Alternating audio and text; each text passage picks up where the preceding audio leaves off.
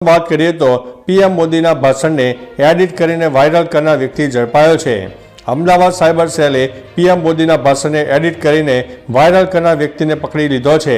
સંસદની અંદર આરક્ષણને લઈને પીએમ મોદીનું ભાષણ હતું, જેને એડિટ કરીને સોશિયલ મીડિયા પર વાયરલ કરવામાં આવ્યું હતું। આ કામ પાછળ સરકારની છબી ખરાબ કરવાનો પ્રયાસ હતો। એડિટેડ વિડીયો પાછળ રાજકીય લાભ લેવાનો ઇરાદો સામે આવ્યા બાદ ફરિયાદ નોંધાઈ હતી। પછી મહેન્દ્ર નામના વ્યક્તિની ધરપકડ કરાઈ છે। અન્ય મહત્વના સમાચારની વાત કરીએ તો બનાવટી સોફ્ટવેરથી અનાજ ઝડપ્યું છે। પંચમહાલના ગોધરામાં બનાવટી સોફ્ટવેરના આધારે રાશન કાર્ડ ધારકોને અનાજ ઝડપાયું છે, જેમાં 4 મૃત રાશન કાર્ડ ધારકોના ફિંગરપ્રિન્ટ સેવ રાખીને તેમનું અનાજ ઉપાડવામાં આવ્યું।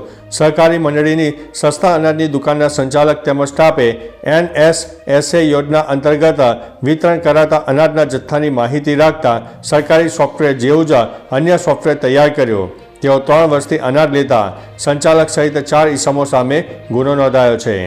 અન્ય મહત્વના સમાચારની વાત કરીએ તો લસણના ભાવમાં વધારો થઈ રહ્યો છે। જૂનાગઢ યાર્ડમાં લસણનો ભાવ ઐતિહાસિક રીતે 200થી લઈને 300 રૂપિયા પ્રતિ કિલો બોલાયો છે। થોડા દિવસો પહેલા ભાવ 50થી 70 રૂપિયા હતો। હાલ મધ્યપ્રદેશથી લસણની આવક જોવા મળી રહી છે। સ્થાનિક લસણનો સ્ટોક ખતમ થઈ જતા બહારથી આવી રહેલા જથ્થાનો ભાવ વધી રહ્યો છે।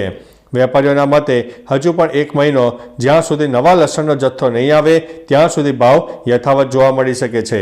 તો ચાલો મિત્રો, ફરીથી દેશ અને દુનિયાના સુપરફાસ્ટ સમાચાર લઈને મળતા રહીશો। ત્યાં સુધી અમને રજા આપશો। નમસ્તે।